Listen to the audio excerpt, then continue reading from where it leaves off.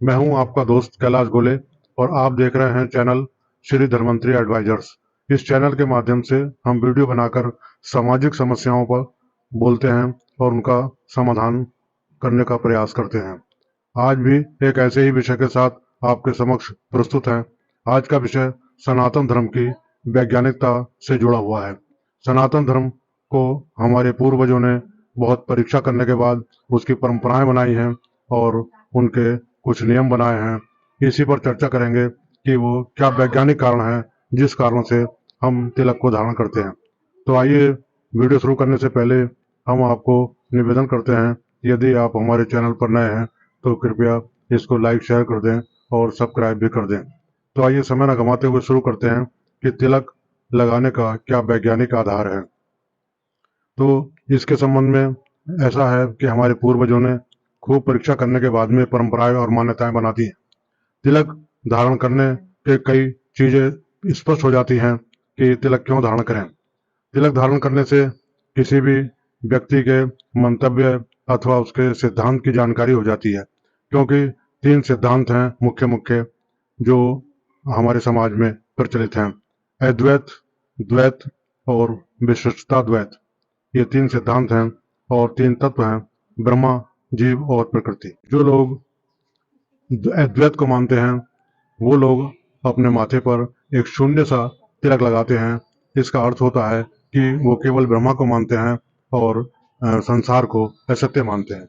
जो लोग अद्वैत हैं वो लोग अपने ब्रह्मा और जीव दो को मानते हैं, इस सिद्धांत को मानते हैं और अपने माथे पर 2 लाइनें लगाते हैं, जिससे स्पष्ट हो जाता है कि वो अद्वैत के अनुयायी हैं। जो लोग विशिष्टता द्वैत के मानने वाले हैं वो लोग अपने माथे पर 3 खड़ी लाइनें लगाते हैं, तो इससे स्पष्ट हो जाता है कि वो किस सिद्धांत को मानने वाले हैं। वैसे 3 खड़ी लाइनें भगवान के चरणों का प्रतीक भी हैं और इनसे सुख शांति होती है। अब ये देखा जाता है कि तिलक धारण करने के क्या क्या लाभ हो सकते हैं। तिलक धारण करने वाला व्यक्ति जिस समय तिलक धारण कर रहा होता है तो उसको भगवान का स्मरण होता है, उसको थोड़ा बहुत क्षण मिल जाते हैं कि वो भगवान को याद करें। तिलक लगाने से चेहरे की कांति बढ़ती है और सुंदरता बढ़ती है। तिलक कई प्रकार के होते हैं, कुछ तिलक राख के भी होते हैं, लेकिन साधारण राख का तिलक नहीं लगाया जाता, केवल यज्ञ की राख का तिलक लगाते हैं, जिससे सौभाग्य की वृद्धि होती है। कुछ महिलाएं डबल बिंदी लगाती हैं, जिसमें जो एक बिंदी शिव की और एक बिंदी माता पार्वती की होती है। कुछ लोग शिव को मानने वाले होते हैं, शैव होते हैं, वो माथे पर त्रिपुंड बनाते हैं। तो इस प्रकार से तिलक धारण करने के अलग अलग चीजें हैं। अब देखते हैं कि किन लोगों को लाल तिलक धारण नहीं करना चाहिए। तो लाल तिलक मंगल का प्रतीक है और शनिदेव उसके विपरीत रहते हैं। तो जो शनिदेव की राशियां हैं, मकर है, कुंभ है, ऐसे जातकों को लाल तिलक नहीं लगाना चाहिए। चलिए अब आते हैं इस बात पर कि तिलक लगाने का वैज्ञानिक आधार आखिर क्या है, जिसको हमारे पूर्वजों ने बहुत अथक प्रयास करने के बाद में हम तक पहुंचाया। तो तिलक दोनों भौहों के बीच में लगाते हैं।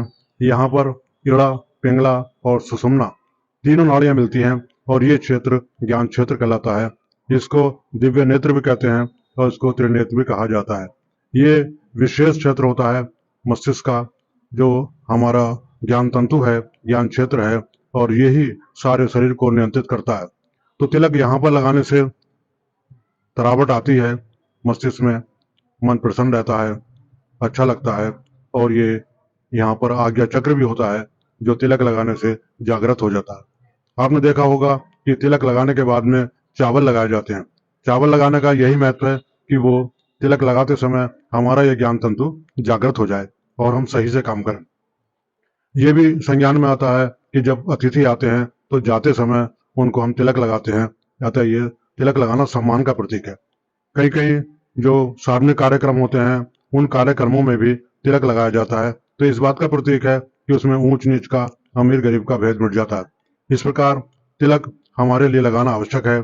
महाव्यवहार पुराण में यह कहा गया है कि सभी जातियां के लोगों को किसी भी धार्मिक कार्य करते समय, जैसे दान है, तप है, देव पूजन है, तिलक लगाना अनिवार्य है, अथवा वो निष्फल हो जाता है।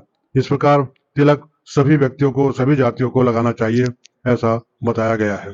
इस प्रकार तिलक से संबंधित कुछ जानकारियां आपके सामने प्रस्तुत की गई हैं, तो मैं समझता हूं कि मेरा प्रयास सार्थक होगा।